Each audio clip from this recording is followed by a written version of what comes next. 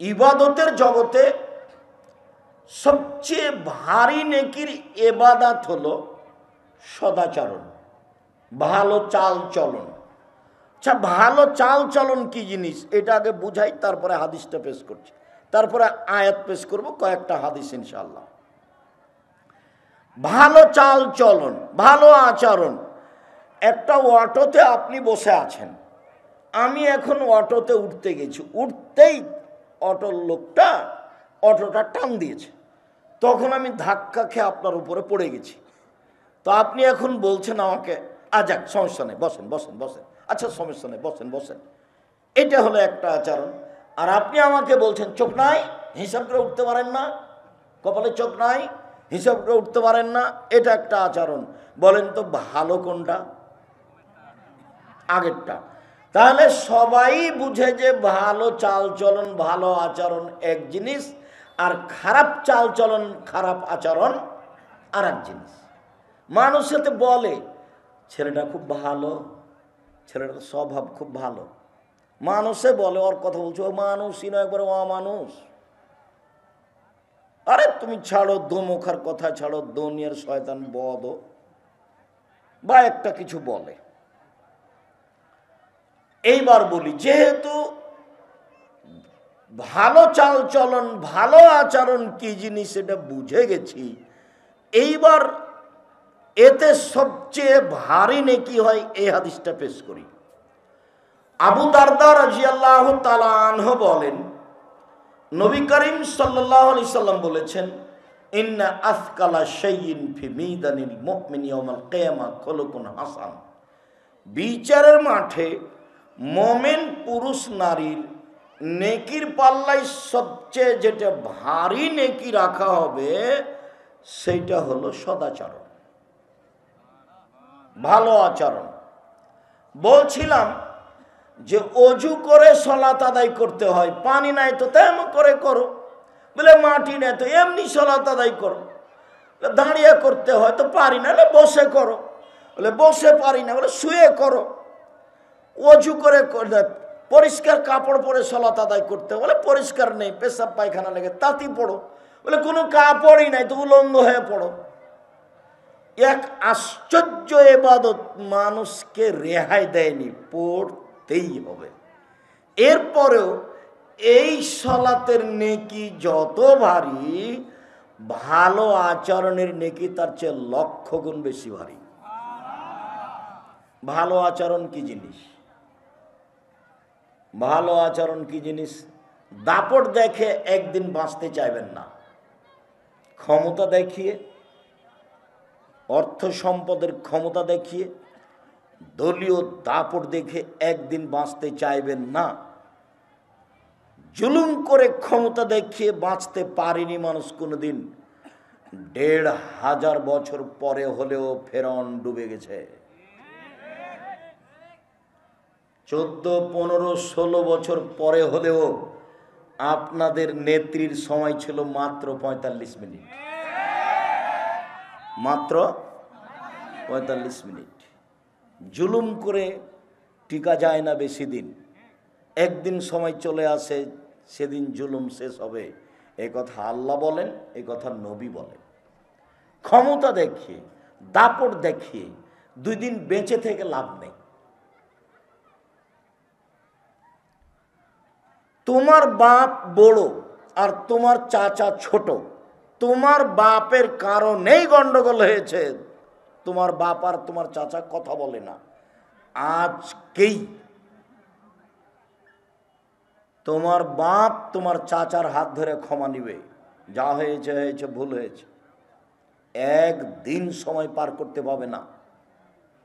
ভুল কিন্তু তোমার চাচার কারণেই হয়েছে, তোমার চাচা বড়, তোমার বাপ ছোট, তোমার বাপকে হাত ধরে ক্ষমা নিতে হবে। একদিন পার হওয়ার সময় নেই। ক্ষমতা দেখে যেন কেউ বাঁচতে না চায়, রাগ দেখে যেন কেউ বাঁচতে না চায়। রাগের ফলাফল জাহান্নাম, রাগের ফলাফল ক্ষতি। রেগে গেছো তো হেরে গেছো। তোমার মা ছোট আর তোমার চাচি বড়, তোমার চাচির কারণে বাড়িতে গন্ডগোল হয়েছে, এটাই ঠিক, সবাই জানে। এরপরেও তোমার মাকেই তোমার চাচির হাত ধরে ক্ষমা নিতে হবে। সেটা 24 ঘন্টার সময় নেই, আজকে রাত সকাল পর্যন্ত সময় নেই, সংশোধন হয়েই দিন কাটাতে হবে, 1 ঘন্টা হলেও। আমি বলেছি শাশুড়িকে, তা আমার মা আমাকে বলছে যে তুই যেভাবে বলছিস তাতে বউয়েরা বেড়ে যাবে। কি বলছি? আমি বলছি যে শাশুড়ি সারাদিনে 50 বার একটু বলুক না, খালেদা আম্মু এই যে ঘরটা পরিষ্কার করো তো আম্মু, খালেদা আম্মু এই যে বিছনাগুলো একটু ঝেড়ে উঠিয়ে ভাঁজ করে রাখো তো আম্মু, খালেদা 1 গ্লাস পানি আনো তো আম্মু।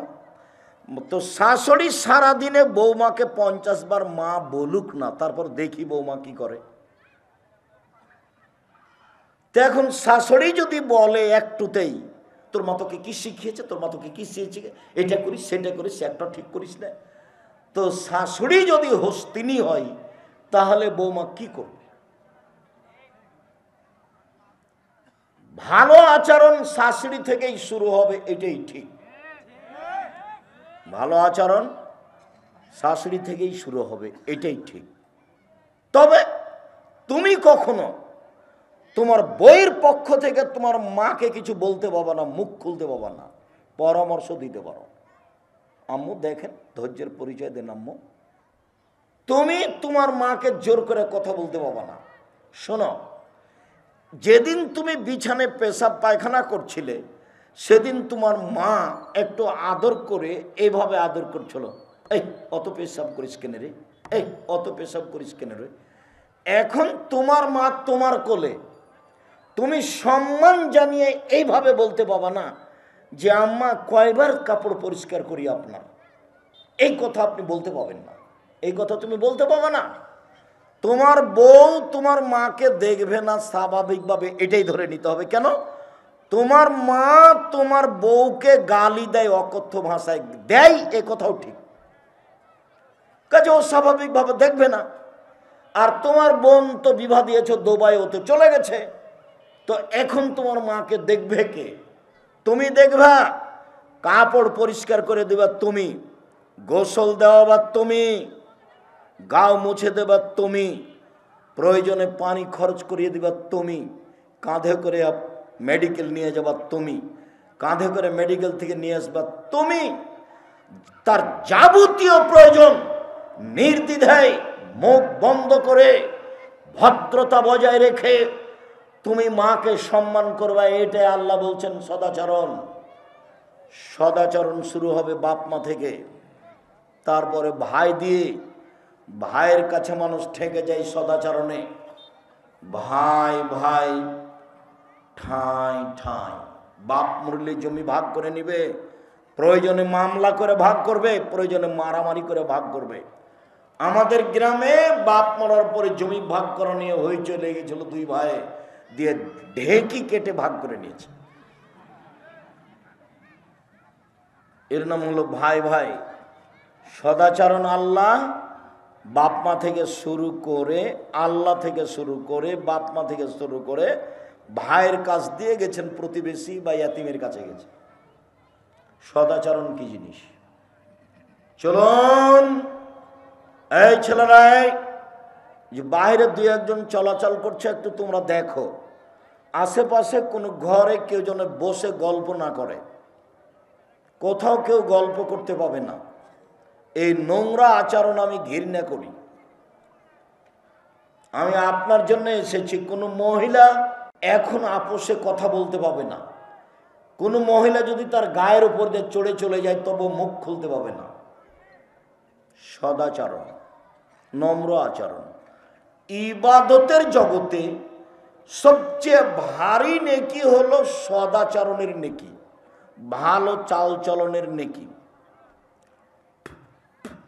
হজ যদি মানুষ করে আর হজ যদি কবুল হয়ে যায়, তাহলে লোকটা হয়ে যায় সেই দিনের মতো যেই দিন তার মা তাকে জন্ম দিয়েছে, নিষ্পাপ হয়ে যায়। এরপরেও হজের নেকি যত ভারী, সদাচরণের নেকি তার চেয়ে হাজারো গুণ বেশি ভারী। সদাচরণ কি জিনিস? ভালো কথা, ভালো কর্মের নাম সদাচরণ। চলেন একটু দেখি। মহান আল্লাহ বলেন আমাদের নবীকে, শুনুন, ইদফা বিল্লাতি হিয়া আহসান, আপনি মানুষের যখন প্রতি উত্তর দিবেন, মানুষ আপনাকে গালি দিবে, মানুষ আপনাকে নিন্দা করবে, মানুষ আপনাকে কটু কথা বলবে, তখন আপনার উত্তরটা তার চেয়ে সুন্দর হতে হবে। এটা আদেশ। আল্লাহ কাকে আদেশ করছেন? আমাদের নবীকে। শুনুন, মুহাম্মদ সাল্লাল্লাহু আলাইহি সাল্লাম, মানুষকে যখন আপনি প্রতি উত্তর দিবেন তখন ওর চেয়ে আপনারটাকে ভালো হতো। এই ছেলে, এখানে কোন ছেলের ওই যে হুড়াহুড়ি করছে, বল খেলাচ্ছে, আমাদের ছেলেরা কোথায়? যে ছেলেগুলো এখানে স্টেজ ছিল এরা কোথায়? এরা কি ঘরে গল্প করছে? সম্মানিত দিনী ভাই বোন, যারা দোকানপাটে আছে আসেন, কোথা থেকে গল্প করে সময় কাটায়েন না। এটা হলো নোংরামি, এটা হলো ইতরামি, এটা হলো বিদ্যা না থাকার প্রমাণ, এটা হলো বোকামির প্রমাণ। কাজেই এমনটা না করাই ভালো। বলছিলাম যে আল্লাহ তাআলা আমাদের নবীকে বলছেন, জাদেলহুম বিল্লাতি হিয়া আহসান। মুহাম্মদ সাল্লাল্লাহু আলাইহি সাল্লাম, আপনি যখন তর্ক বিতর্কে বাক বিতণ্ডায় কথা বলবেন, তখন ও যা বলেছে আপনারটা তার চেয়ে উত্তম সুন্দর হতে হবে। এর নাম সদাচরণ। কোনোদিন মন খারাপ করে কারো ব্যাপারে বেশি কথা বলে নেওয়া প্রয়োজন মনে করবেন না। আপনি যদি বেশি কথা বলে নেওয়া প্রয়োজন মনে করেন, তাহলে আপনাকে বুঝতে হবে যে আমি হচ্ছি বস্তির মহিলার মতো স্বভাব। বস্তির মহিলা মানে ওরা যখন ঝগড়া লাগে তখন এমন অশ্লীল খারাপ কথা বলে, বলতে বলতে বলতে এক পর্যায়ে একবারে মানুষ আর থাকে না। যখন ঝগড়া থেমে যায় তখন বলে, হ্যাঁ বলেছি জি, ঠান্ডা করে বলেছি, এবারে মন মতন বলেছি, জি ঠান্ডা, এবারে কলিজা ঠান্ডা করে বলেছি। তো আপনি কি বস্তির মহিলার মতো? আপনার প্রতি উত্তর ভালো নয় কেন? কি দেখাতে চান?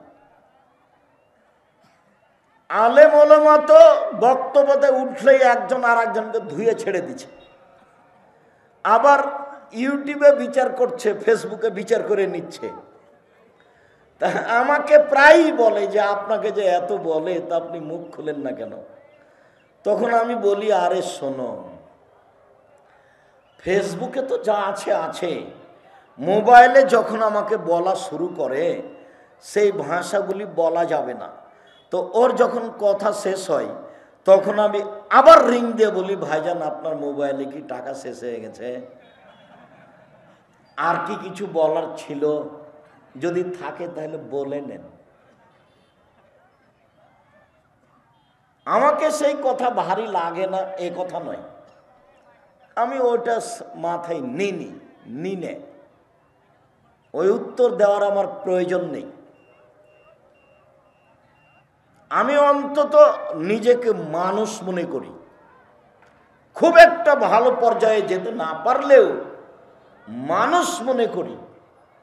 যখনই আমি প্রতি উত্তর খারাপ দিব তখন আমি মানুষ থেকে নিচে নামতে থাকবো। এখন পশু প্রাণী, গরু ছাগল কুকুর ছেলের দিকে আগাচ্ছে।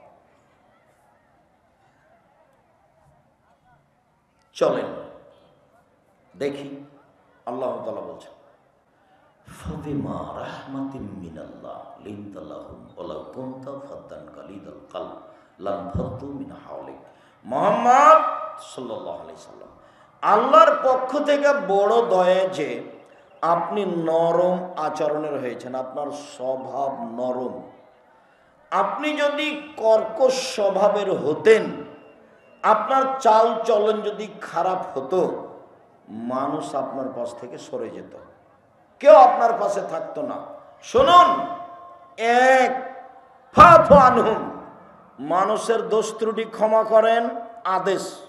মুহাম্মদ সাল্লাল্লাহু আলাইহি ওয়াসাল্লাম মানুষের দোষ ত্রুটি ক্ষমা করেন।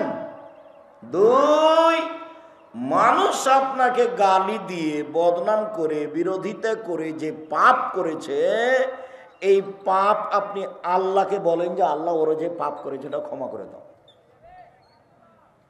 আমাকে গালি দিয়ে যে পাপ করেছে এটা কি করো? ক্ষমা করে দাও। সদাচরণ কি জিনিস? প্রতিশোধ নিতে পাবেন না। ক্ষমা করে দেন। বউয়ের সাথে 2টা কথা আপনার উপস্থিত বৈঠকের মুসলিম বোন, এই মেয়ে কথা বলছো কেন? কথা বলছো কেন? মেয়ে মানুষ, আমি তোমার জন্যই তো এসেছি। উপস্থিত বৈঠকের মুসলিম বোন, জীবনে 2টা কাজ করবেন না আপনারা, মহিলাও করবে না, আপনিও করবেন না। সাংসারিক জীবনে অভিমান করবেন না। অভিমান, অভিমান কি জিনিস? স্ত্রী বলছে একদিনও তুমি আমাকে স্বপ্নপুরী নিয়ে গেলে না, এটার নাম হলো অভিমান। তুমি এইবার রমজানে একটা নতুন কাপড় দিলে না, এ হলো অভিমান। অভিমান যদি করেন আর যদি 2-1টা পূর্ণ না হয়, তাহলে শয়তান খালি আপনাকে বলবে বল না, বল না, তোর কথা তো শোনে না তোর স্বামী, একবার বল, তুমি আমার একটা কথাও শোনো না। এগুলো কে বলিয়ে নিবে তার মুখে? শয়তান বলিয়ে নিবে। প্রতিবাদ করবেন না, আপনি অভিমান করবেন না। ও তোমাকে বলেছিলাম যে তুমি আর আমি খুব ক্লান্ত মানুষ, একটু পাটা টিপে দাও, তো তুমি আমার কথাটা শোনোনি। অভিমান। পরের দিনও শোনেনি, তখন বলছো তুই আমার একটা কথাও শুনিস না, তোমার কথা শুনতে পারবো না, তুমি আমার এটা করো না সেটা করো না। এরকম বলছিস মানে তোকে বাড়িতে রাখবো না, এখনই ছেড়ে দে, এখনই ছেড়ে দে, এখনই চলে যাবো, তোর বাড়িতে থাকবো না। ওর কথার চাপে তখন আপনিও বলছেন যে যা যা, তোকে তালাক দিলাম, 100 তালাক দিলাম, 1000 দিলাম, যা। 1000 তালাক হয়ে গেছে। এই ছেলে তুমি কে? একে একে যাও, যেতে বলো, বাহিরে যেতে বলো। শুনতেছি না মানে কি বলো তুমি? সম্মানিত দিনী ভাই বোন, আপনি কখনো প্রতিবাদমূলক কথা বললে ফলাফল হবে এইটা। তো 1000 তালাক দিয়ে দিয়েছে, দিয়ে বলছে যে 3 তালাকে বউ তালাক হয়ে গেছে আর 997টা বেশি হয়েছে। তো এখন তো মৌলানা সাহেব বলেছেন যে 1 রাতের জন্য বিবাহ দিতে হবে। তখন 2জনই বলছে কেমন হলো কথা, 1 রাতের জন্য বিবাহ দিব আর একজনের সাথে, এটা কেমন হয়ে গেল? তখন মৌলানা সাহেব বলছে এটাই, আর কোনো পথ নাই, যাও আব্দুর রাজ্জাক বিন ইউসুফকে জিজ্ঞাসা করো, যাও ওখানে যাও, ওখানে যাও। আব্দুর রাজ্জাক সাহেব এই ঘটনা, ও বউ তো 1 তালাক হয়েছে, 1000 তালাক যদি দেওয়া হয় 1 তালাকই হয়েছে। বউ তুমি নিয়ে সংসার করো, 90 দিনের মধ্যে করলে কোনো সমস্যা নেই, 90 দিন পার হলে তোমাকেই আবার বিবাহ করতে হবে। তো বলছে আলহামদুলিল্লাহ বাঁচলাম রে। অভিমান করলে ফলাফল হবে তালাক, প্রতিবাদ করলে ফলাফল হবে তালাক। আপনি মহিলা মানুষ স্বামীকে বলবেন আমি দিনাজপুরের গ্রামের মেয়ে, লবণ ভাতেই খুশি, কাপড় মোটা দিলেও আপনার জন্য ভালো তো আমার জন্য ভালো, কাপড় চিকন দিলে আপনার জন্য ভালো তো আমার জন্য ভালো, আপনার সাথে সংসার করতে এসে আমার পক্ষ থেকে কোনো প্রকার অভিমান অভিযোগ নেই, থাকিবে না, আপনার ভালোই আমার জন্য ভালো। তখন শয়তান কি করবে এখানে বলেন তো? শয়তানের আর কোনো কাজ আছে? শয়তান যাবে। শয়তান এখান থেকেই শয়তানি শুরু করে বেশি, একবারে সব স্বামীর ওপরে চাপিয়ে দিবেন। আর আপনি 10 টাকা ইনকাম করেন তো খালি 15 টাকা লুকিয়ে রাখেন বউকে, কেমনে হবে তাহলে? এটা বউয়ের সাথে পরামর্শ করে সংসার করতে হবে। টাকা পয়সা তার কাছে রেখে পরীক্ষা করতে হবে, তার নামে অ্যাকাউন্ট খোলা হবে না। অ্যাকাউন্ট খুললে কিছুদিন পরে টাকাটি নিয়ে পালিয়ে যাবে আর একজনের সাথে। অ্যাকাউন্ট বাপ মায়ের নামেই খুলতে হবে। বাপ পালিয়ে যাবে কোথায় গেল, ওটা আপনার বাপ। আর দেখবেন যে আর একজনের সাথে বিবাহ বসেছে। তো আব্দুর রাজ্জাক সাহেব বলেছেন যে বিবাহ বাতিল হয়েছে। বলে কি করতে হবে? বলে আগের স্বামীকে তালাক দিতে হবে, দিয়ে 30 দিন পরে বিবাহ বসতে হবে। খোলা তালাক, 30 দিন পরে বিবাহ বসতে হবে। এখান থেকে গিয়ে টাকাটি নিয়ে আর একজনের সাথে বিবাহ বসেছে। আমার মা বলতেন, এই বউকে সব কথা খুলে বলো না আব্বু, বউ হলো 3 জানের বড়ি। বউ হলো 3 জানের বড়ি, মানে বিপদ। তো অত দূর থাক, নারী যে আপনাকে বিপদে ফেলে দেখবেন। এক মিনিট, এই যে দেখেন, জুলাইখা সব দরজা বন্ধ করেছে, কথাই ঠিক। জুলাইখা, মিশরের বাদশার স্ত্রী জুলাইখা, সব দরজা বন্ধ করে ইউসুফকে বলছে, হাই তালাক, আপনি আমার সাথে জেনায় লিপ্ত হন। তখন ইউসুফ বলছেন, মাযাল্লাহ, আমি আল্লাহর কাছে আশ্রয় চাচ্ছি, বলো কি তুমি? ইন্নাহু আহসানা মাসায়া, ইন্নাহু রব্বি আহসানা মাসায়া। তোমার স্বামী আমার মালিক, তোমার স্বামী আমার মালিক। তিনি আমাকে ভালো খেতে দিয়েছেন, ভালো থাকতে দিয়েছেন। আমি দাঁড়াই পড়েছিলাম, বাজারে বিক্রি হয়েছি। তোমার স্বামী কিনে নিয়ে এসে আমাকে ভালো থাকতে দিয়েছেন, ভালো খেতে দিয়েছেন। আমি এ অন্যায় করতে পারি না, বলো কি তুমি? আমি আল্লাহর কাছে আশ্রয় চাচ্ছি। এই বলে ইউসুফ আলাইহিস সালাম দৌড় দিলেন। আগে আগে বের হলেন ইউসুফ, পিছনে পিছনে বের হলো জুলাইখা। সেখানেই ছিল জুলাইখার স্বামী 3 জনে এক জায়গায়। যেমন 3 জনে এক জায়গায়, তেমনি জুলাইখা কথা পাল্টিয়ে দিল। এ দেখেন, জুলাইখা বলছে, ও এই লোককে আপনি বাড়িতে রেখেছেন সম্মান দিয়ে, এই লোক আপনার স্ত্রীর সাথে জেনা করতে চায়। দেখেন, কথা উল্টে দিলেন। আপনি কি শাস্তি দিবেন? আরে আপনি কি শাস্তি দিবেন আমি বলছি। ইউসুফকে যথাযথ পিটন দিতে হবে, নইলে জেলখানায় বন্দি করতে হবে। 12 বছর জেল হলো। 12 বছর শেষে সরকারের পক্ষ থেকে ইউসুফকে ডাকতে আসা হলো।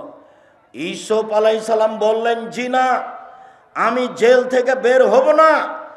জুলাইখাকে জাতির সামনে ঘোষণা দিতে হবে আমি অন্যায় করেছি, ইউসুফ করেনি।